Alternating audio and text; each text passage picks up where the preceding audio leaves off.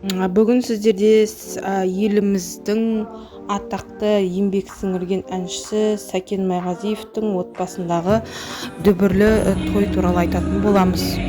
Қазақстандық шоу-бизнес өкілі сүйікті әншіміз Сәкен Майғазиевтің отбасында үлкен қуаныш. Ұлы Әділет Майғазиев 2025 жылдың көктемінде шаңырақ көтерді. Бұл тек үйлену тойы емес, заманауи форматтағы ел назарын аударған ерекше той болды. Әділет 27 жаста, ал сүйіктісі 21 жастағы Әдия Маулен. Әдия Жаңаөзен қаласынан, руы Адай. Үйленуге ұсыныс 2025 жылдың 5 мамырында жасалды. Әдия қуана келісіп, әлеуметтік желіде өзінің келіскенін айтты.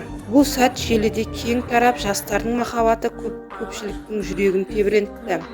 Той Алматы қаласындағы сәнді Роял мейрамханасында өтті. 700-ден астам қонақ қатысып, салтанатты кеш ерекше атмосферада ұйымдастырылды. Алайда бұл тойдың басты ерекшелігі оның онлайн форматта да өтуі болды. Сәкен Майғазиевтің отбасы алғашқылардың бірі болып, тойды цифрлық жүйеге бейімдеді. Көрермендер арнайы телеграм-бот арқылы жазылып, тойды тікелей эфирде тамашалады.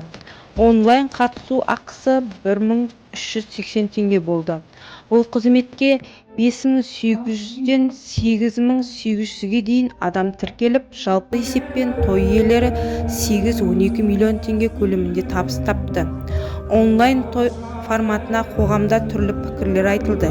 Кейбірі мұны заманауи әрі тиімді қадам деп қабылдаса, енді бірі тойды ақша көзіне айналдырғанына наразылық білдірді.